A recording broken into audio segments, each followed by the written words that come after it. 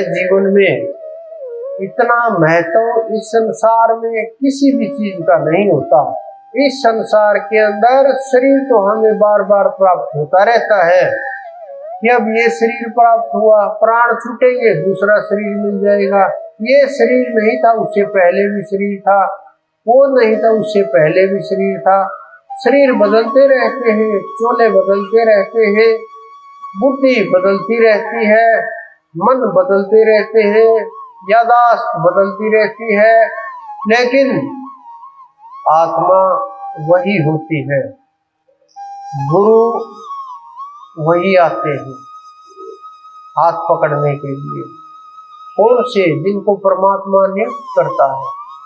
आप ये समझो कि जो परमात्मा आपको भेज रहा है, जो आपको बना रहा है, जिन्होंने आपको जन्म दिया, जिसने ये शरीर दिया, वही परमात्मा आपका कल्याण चाहता है। वही परमात्मा आपको कल्याण के मार्ग पर लेकर के जाता है। वही परमात्मा आपके गुरु हैं। वही परमात्मा आपको वहां तक लेकर के जाएंगे। वही साथ चल रहे हैं, वही आगे मिलेंगे, वही जगा रहे हैं, वही आपके अंदर में है। इतनी महिमा जब आप समझ जाओगे, आप जानने लगोगे। गुरु भक्ति बड़ी कठिन है, बड़ी कठिन है संसार में, क्योंकि साथ रहते हुए, सारे कर्म ऐसे ही करते हुए, ऐसे ही खेलते हुए भ्रम हो जाता है। ये तो गुरु हैं। जब अवतार आते हैं धरा के ऊपर, श्री कृष्ण जी आए, श्री राम जी आए, श्री परशुराम जी आए, कोई भी अवतार आए, सबके बारे में भ्रम हो गया। सबके बारे में। जब कच्छप आए तब भ्रम हो गया, वराह आए तब भ्रम हो गया। संसार को लगने लगा ये कैसे भगवान हो सकते हैं, कच्छप कैसे भगवान हो सकता है, ये तो ऐसा जीव तो कैसे परमात्मा हो सकता है। वराह आए तो ये कैसे परमात्मा हो सकता है, ये तो जीवों को खाने वाला है। ऐसे ऐसे भ्रम पैदा होते हैं जीवों को। जीव भूल जाता है। जीव बस ये समझने लगता है कि हमारी मानव बुद्धि है, हम श्रेष्ठ सोच सकते हैं। अरे ये बुद्धि वही देने वाला है, उसी ने प्रदान की है, वही चलाने वाला है, वही शक्ति देने वाला है इसको। और हम सोचते हैं कि उसको याद नहीं करेंगे, पहले नौकरी पूरी कर ले, पहले दुकान का काम कर ले, पहले और कुछ कर ले, पहले बच्चों की शादी कर दे, पहले सांसारिक कार्य निपटा ले, पहले घर मकान बना ले, पहले सुख सुविधाओं को इकट्ठा कर ले, एक बार गाड़ी ले ले, एक बार शादी में घूम आए। इस प्रकार से ऐसा ये नहीं कि ये काम नहीं करने चाहिए, ऐसा नहीं, लेकिन ये काम करते हुए भी परमात्मा को याद करना चाहिए। ऐसा कोई समय नहीं जब आप उस परमात्मा को याद नहीं कर सकते। ऐसा कोई समय नहीं जहां आप उसके साथ न जुड़े रह सके। एक पल भी ऐसा नहीं कि आपका व्यर्थ जाए, नहाते हुए, खाते हुए, सोते हुए, जागते हुए, बैठते हुए, उठते हुए, गाड़ी चलाते हुए, घूमते हुए, नाचते हुए, गाते हुए, कोई भी कर्म, इस संसार का कोई भी कर्म करते हुए आप उस परमात्मा के साथ जुड़े रहे। आप का अगर उसके साथ जुड़ाव बना हुआ है तो आपका भजन चल रहा है, आपका ध्यान चल रहा है, आपकी आंखें ठहरी हुई हैं, आप ध्यान मगन हैं, सब कार्य करते हुए ध्यान में है। वो अपने आप रक्षा करेगा। उसके अंदर इतनी अक्षमता है, वो सब कुछ देख सके।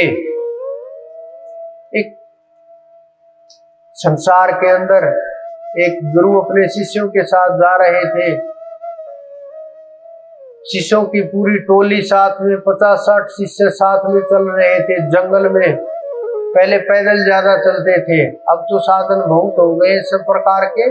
पहले पैदल चलते थे महात्मा लोग, ज्ञान कराने के लिए, जगहों का भ्रमण करने के लिए, एक गांव से दूसरे गांव ज्ञान के प्रचार प्रसार के लिए अपने शिष्यों के साथ विचरण करते रहते थे। तो 50-60 शिष्यों को साथ लेकर के जंगल के रास्ते होते हुए आगे कहीं जा रहे। सबको प्यास लगी। उन्होंने कहा कि परमात्मा सब जानते हैं, सब प्रकार के शिष्य होते हैं। कुछ ने कहा ये सबको आज प्यासा ही मार देंगे रास्ते में, मैंने तो बोला था इनके साथ मत जाओ, ये तो आधे पागल हो चुके हैं। कुछ लोगों ने कहा नहीं ठीक है, जो भी होगा देखा जाएगा। कुछ ने कहा कि गुरुजी कुछ सोच समझ के ही कर रहे होंगे। कुछ ने कहा अगर मर भी गए तो कल्याण को ही प्राप्त होंगे। सबके अलग अलग प्रकार के विचार, क्योंकि जितने व्यक्ति होते हैं संगत में, सबका एक विचार सत्संग के समय तो हो सकता है, उसमें भी बड़ा मुश्किल कार्य है, क्योंकि एक स्थिति सबकी नहीं रहती, एक समझ सबकी नहीं रहती, एक विचार सबका नहीं रहता, सब एक तरीके से नहीं सुनते, सब एक तरीके से नहीं समझते, सब एक तरीके से चीजों को नहीं देखते, सब एक तरीके से चीजों को ग्रहण नहीं करते, सब एक तरह का समर्पण नहीं हो सकता। इस कारण से सबके विचारों का और मन का भेद होता है। तो उसी प्रकार से वहां भी अनेक प्रकार के विचार उत्पन्न हो रहे थे। तो चलते चलते जब सब थक गए, गुरुजी ने कहा सब लोग ध्यान कीजिए, लेकिन ध्यान में जल को याद मत करना, परमात्मा को याद करना। लेकिन लोग कहाँ ठहरने वाले थे, क्योंकि जिस चीज की लगन होती है, जिस चीज की आवश्यकता होती है संसारी लोगों को, जो चीज की भी कमी अनुभव होती है, कोई भी कमी हो किसी भी प्रकार की, संतान से लेकर के संपत्ति तक, भोजन से लेकर के विपत्ति तक, जिस चीज की भी जो भी आपको आवश्यकता हो वही चीजें मन में चलने लगती है। वहां भी उसी प्रकार से मन में चल रही थी। तो सब की सब चीजें मन के अंदर चल रही, विचार उत्पन्न हो रहे। गुरु समर्थ थे। थोड़ी दूर उसने कहा कि जाओ आगे जाओ, आगे कुआं मिलेगा और देख करके आओ उस तरफ। उन्होंने भेज दिया। उन्होंने जा करके देखा, अरे कुआं तो सही में है, सच में ही है। उन्होंने आ करके बताया कि गुरुदेव वहां कुआं तो है, लेकिन आस पास कोई ऐसा पात्र नहीं जिससे कुएं से पानी निकाला जा सके। एक बार तो उमंग सी आई, सब में ताजगी महसूस हुई कि अभी पानी मिलेगा, फिर ठंडे हो गए सारे। फिर जैसे भी उठे धीरे धीरे पहुंचे, गुरु समर्थ थे, पहुंचे तो तब तक कोई एक ऐसा व्यक्ति आ गया था जो पानी निकाल रहा था। सबको पानी पिलाया, प्यास बुझ गई। एक ने अपना पात्र निकाला शिष्य ने और कटोरा उसके आगे रख दिया। गुरु ने पूछा ये क्या कर रहे हो? उन्होंने कहा गुरुदेव आगे और गहरा जंगल है, साथ में थोड़ा जल ले लेते हैं और तुम सब लोग भी थोड़ा थोड़ा ले लो, आगे रास्ते में काम आ जाएगा। गुरुदेव ने कहा जिसने यहाँ पर जल पैदा किया, क्या तुम्हें उस समर्थ के ऊपर भरोसा नहीं है? क्या तुम्हें उस परमात्मा के ऊपर विश्वास नहीं है जो यहाँ तक लेकर के आया, जो आज तुम्हें जल प्रदान कर रहा है, जो तुम्हारी आज प्यास बुझा रहा है, वो आगे कल आपको ये चीज नहीं देगा, कल भोजन प्रदान नहीं करेगा? क्या उनको नहीं पता तुम रास्ते में हो? क्या उनको नहीं पता कि तुम्हें इन चीजों की आवश्यकता है? इस प्रकार से हम अंदर में शंका करते रहते हैं। हमें यकीन ही नहीं होता कि परमात्मा जो कर रहे हैं वो अच्छा कर रहे हैं, गुरु जो कर रहे हैं अच्छा कर रहे हैं। हमें भय होता है, हम गुरु के साथ छोटी छोटी चीजें जोड़ करके देखने लगते हैं, भोजन तक छोटी छोटी वस्तुएं जोड़ करके देखते हैं। बड़ी आश्चर्य की बात होती है, मुझे तो बहुत आश्चर्य की, कि मैं बहुत बार समझाता हूँ, हर रोज समझाता हूँ, हर सत्संग में बताता हूँ, फिर जीव वहीं अटके हुए हैं और ये समझते हैं कि कल्याण हो जाएगा और जीव पार हो जाएगा, और पार हो करके और उस देश में, हंसों के देश में पहुंच जाओगे, उस अनंत के पास पहुंच जाओगे। ये संभव नहीं है, बिल्कुल भी संभव नहीं है, क्योंकि मैं जो मार्ग दिखाता हूँ बहुत सोच समझ करके, जिस मार्ग के ऊपर हम चले हैं, जो मेरे गुरु ने मुझे मार्ग दिखाया था वही मार्ग मैं दिखाता हूँ। अगर आप शंका कर रहे हैं वो मेरे ऊपर नहीं है, वो मेरे गुरु के ऊपर है, मेरे इष्ट के ऊपर है, उस अनंत के ऊपर है जो सबको चलाने वाला, ब्रह्मांड को चलाने वाला। वो भी देख रहा है आप लोगों को, आप किस दिशा में जा रहे हो, आप कैसे भजन कर रहे हो, आपकी भक्ति क्या है, आपका सुमरण क्या है, आपके मन के अंदर क्या है, किस प्रकार से कर्मकांड में फंस गए, इनको श्रेष्ठ मान करके बैठ गए, छोटी छोटी चीजों में कैसे लंपटता से घुस गए, बिना सोचे समझे किस प्रकार से किस दिशा में जा रहे हो। बड़े आश्चर्य की बात है कि आप मार्ग को छोड़कर, सत्य को छोड़कर, ज्ञान को छोड़कर, परमात्म तत्वों को भूल करके, शब्द को भूल करके, सूरत को भूल करके, जब सूरत चलना शुरू होती है तो सबसे पहले वो चींटी की चाल चलती है। अब चींटी देखो किस प्रकार से चलती है, कितनी धीमी चलती है कि दिखाई भी नहीं देगी जब चलेगी, और चल करके कितना मार्ग तय करेगी, इतनी इतनी धीमी धीमी चाल होती है। फिर उसकी चाल थोड़ी तेज होती है, वो छलांगे मारने लगती है, मत्स्य की तरह, मछली की तरह से, वो मछली की तरह से छलांगे मारती है। कभी नीचे कूद गई, फिर उठ गई, फिर नीचे आ गई, फिर उछाल मार दिया। इस प्रकार से उछलती कूदती रहती है वो सूरत, और चढ़ाई का मार्ग बहुत तेजी से खुलता है कि जीव की एक छलांग लगी और इधर से उधर हो गया। फिर जो तीसरी जो चाल होती है सूरत की, वो मकड़ी की तरह से होती है, जाला बुनने लगती है, जाल बनाने लगती है अपनी चारों तरफ से, कि रक्षा के लिए, नीचे ना जाए इसके लिए, समझ के लिए, ऊपर बढ़ते रहे इसके लिए, और अपने बनाए हुए जाल में वो चलती है, अपने बनाए हुए जाल में वो ऊपर चढ़ने लगती है, और कई बार तो वहीं फंस जाती है, कई बार गुरु उठा करके ऊपर ले जाते हैं, तो वो जो सूरत होती है वो वहां अटक जाती है। समर्थ गुरु होंगे, जाला तोड़ेंगे, ऊपर उठा देंगे, और जब समर्थ गुरु वहां से निकालेंगे तो सूरत विहंगम में चली जाएगी, और जब ये सूरत विहंगम में जाएगी फिर विचार बंद हो जाएंगे,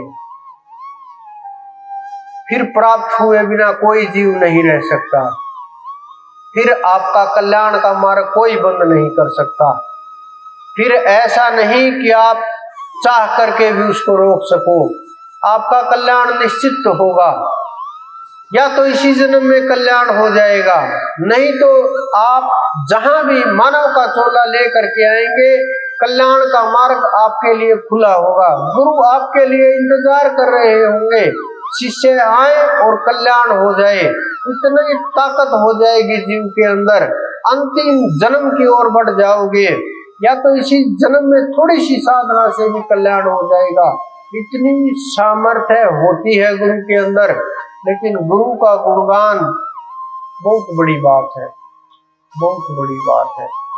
शरीर की कमियां देखते रहते हैं इस संसार के अंदर, इस ब्रह्मांड के अंदर, चाहे अवतार हो, चाहे कोई भी शरीर हो, चाहे देव शरीर हो, जिसने शरीर धारण कर लिया, जो प्रकृति में आ गए, सबके शरीर इसी प्रकार से हैं। सबके शरीर मलमूत्र से भरे हुए हैं। सबके शरीर हड्डियां, मांस, रक्त, रज्जा, मज्जा इनसे भरे हुए हैं। और जब इनको उखाड़ उखाड़ करके देखोगे, कई बार जो डॉक्टर लोग हैं उन्होंने देखा होगा, यहाँ बैठे हुए होंगे, आप लोगों ने भी देखा हुआ होगा कि किसी का एक्सीडेंट हो जाए, अंदर से किस प्रकार से खून निकलता है, किस प्रकार से मवाद निकलती है, किस प्रकार के शरीर होते हैं। ये सब के अंदर होते हैं। जिसने शरीर ले लिया, चाहे कोई भी हो, अवतारों को देख लो आप, श्री कृष्ण जी को देख लो आप, तीर लगे तब उनको भी दर्द हुआ, खून आया, चोटें लगी। श्री राम जी को देख लो आप, बेहोश हो गए, बांध लिया, कष्ट हुआ, परेशानी। जिसने भी शरीर लिया, चाहे कोई भी शरीर था, ऋषि मुनियों से लेकर के साधारण शरीर से लेकर के उस अवतार तक, सिद्धों तक, संतों तक, ये हो सकता है उनके अंदर इतना सामर्थ्य हो, कष्ट कम महसूस हो, कर्म गुजर जाए धीरे से, एहसास ना हो, हिला ना सके, परेशान ना कर सके, रोक ना सके, रास्ता ना बदल सके, भय पैदा ना कर सके, और जो ये अंदर में भरे हुए पाप हैं, इनसे ये रोक ना पाए जीव को, ये सामर्थ्य हो सकते हैं उनमें आपसे ज्यादा। लेकिन शरीरों में सबके दोष हैं। अगर हम ऐसे दोष ढूंढने लगे, परमात्मा के अंदर दोष देखने लगे, गुरु के अंदर दोष देखने लगे, कल्याण इस जन्म में तो क्या, अनंत अनंत जन्मों में भी कल्याण नहीं हो सकता। क्योंकि जब इतना ही विश्वास नहीं होगा कि इनके द्वारा हमारा कल्याण हो जाएगा या नहीं होगा, हमारे अंदर इतना ही समर्पण नहीं होगा, इतना ही भाव नहीं होगा, इतना प्रेम इतना होना चाहिए, अंदर में इतना प्रेम हो जाएगा, इतना प्रेम हो जाएगा। ये नहीं कि हमें बुखार हो गया तो हम परमात्मा को भूल गए, ध्यान को भूल गए, कि गुरु को भूल गए। बहुत लोग आते हैं मेरे पास कि अब कैसे आए कि जी आपको भूल गए थे, अब याद आई, अब आ गए, अब क्षमा करना।